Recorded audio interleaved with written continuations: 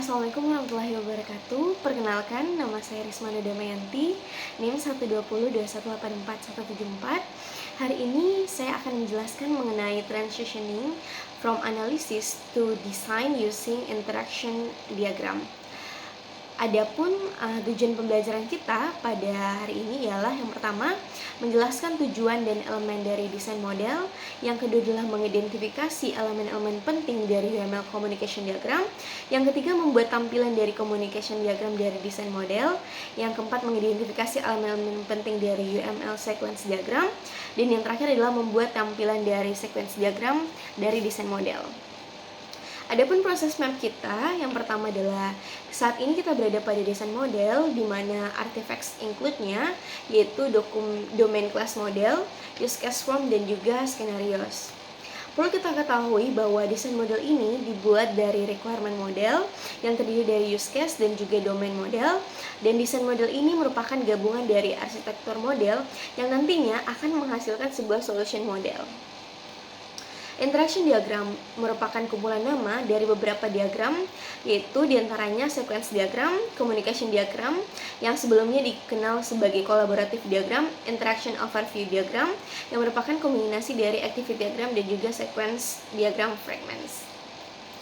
Nah, interaction diagram ini digunakan untuk menunjukkan suatu urutan interaksi yang terjadi antara objek, baik itu satu atau dua use case skenario, sebuah fragmen dari satu use case skenario.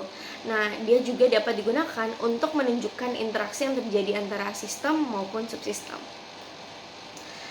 Comparing analysis and design. Nah, ketika kita berbicara tentang analisis, kita berbicara tentang bagaimana memodelkan apa yang kita ketahui tentang proses bisnis yang harus didukung oleh sebuah sistem yang terdiri dari use case dan juga domain model. Sementara apabila kita berbicara tentang desain, kita berbicara tentang bagaimana memodelkan suatu sistem yang akan mendukung proses bisnis yang terdiri dari boundary atau UI dan service components, dan yang terakhir ada entity components. Masuk kepada robustness analysis ialah proses yang membantu dan mengidentifikasi komponen desain yang akan diperlukan dalam model desain. Adapun requirement modelnya sendiri itu nantinya akan menghasilkan desain model. Nah, robustness analysis ini inputnya adalah use case, skenario use case untuk use case tersebut, activity diagram, dan juga model domain, di mana nantinya ini akan ditangkap interaksinya oleh UML seperti boundary, service, dan juga entity component.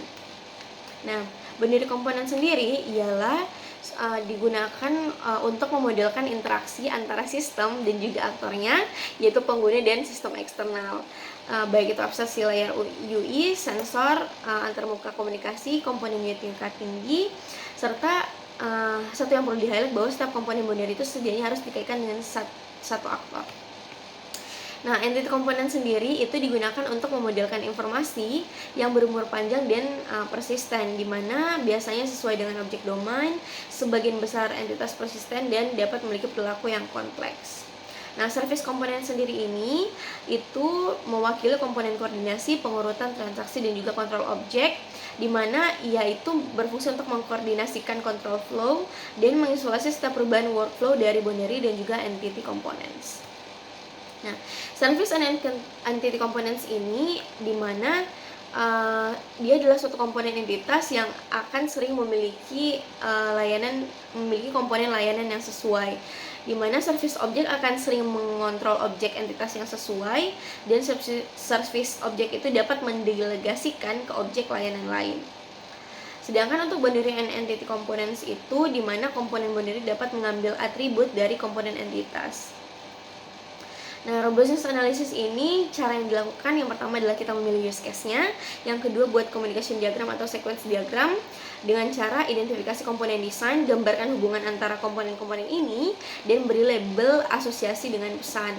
Nah, setelah itu kita konversikan diagram komunikasi menjadi diagram sequence ataupun sebaliknya. Nah, identifying the element of communication diagram. Nah, sebuah UML communication diagram itu dia terdiri dari beberapa elemen. Misalkan object node, sequence number, message name, parameter, message direction. Kemudian di situ ada boundary-nya, service-nya, dan juga entity components.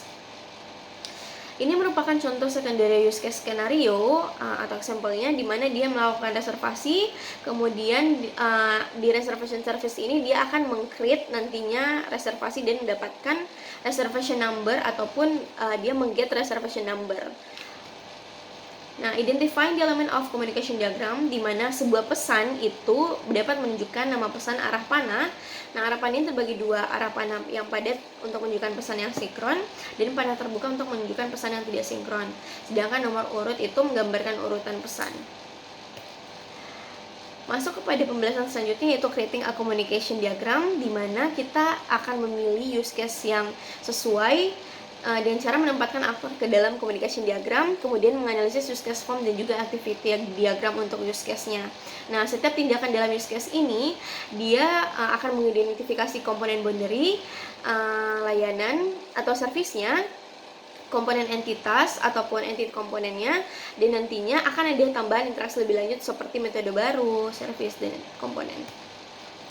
Nah, tahapan-tahapan yang perlu untuk dilakukan, yang pertama adalah kita menempatkan aktor ke dalam communication diagram, kemudian mengidentifikasi boundary components-nya apa.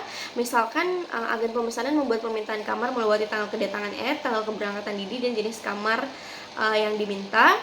Kemudian identifikasi service komponennya apa, misal seperti make reservation. Kemudian identifikasi entity komponennya dengan reservation or boundary menggunakan objek reservation service misalkan untuk membuat reservasi. Selanjutnya adalah mengidentifikasi additional components-nya, di mana misalkan metode make reservation ini dari reservation service akan mengembalikan objek reservation ke reservation UI misalkan.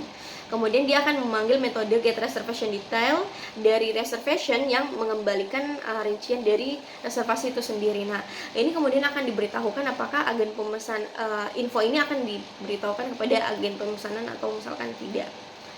Selanjutnya adalah mengidentifikasi additional methodnya seperti apa, misalkan create, set room, set code, price. Nah, selanjutnya adalah communication diagram example, di mana ketika dia berhasil itu disebut dengan skenario primer, dan ketika dia tidak berhasil disebut skenario sekunder. Ini merupakan contoh dari communication diagram.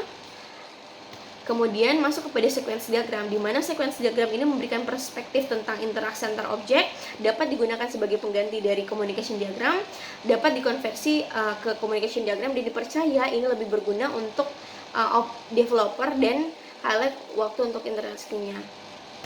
Bagian selanjutnya merupakan contohnya, dan masuk kepada pembahasan selanjutnya ialah fragmen, di mana dia akan menampilkan urutan loop, menampilkan jalur alternatif, mengizinkan dua skenario atau lebih ditampilkan pada satu diagram, dan ini akan memungkinkan kita untuk memecah diagram yang besar menjadi diagram yang lebih kecil misalkan.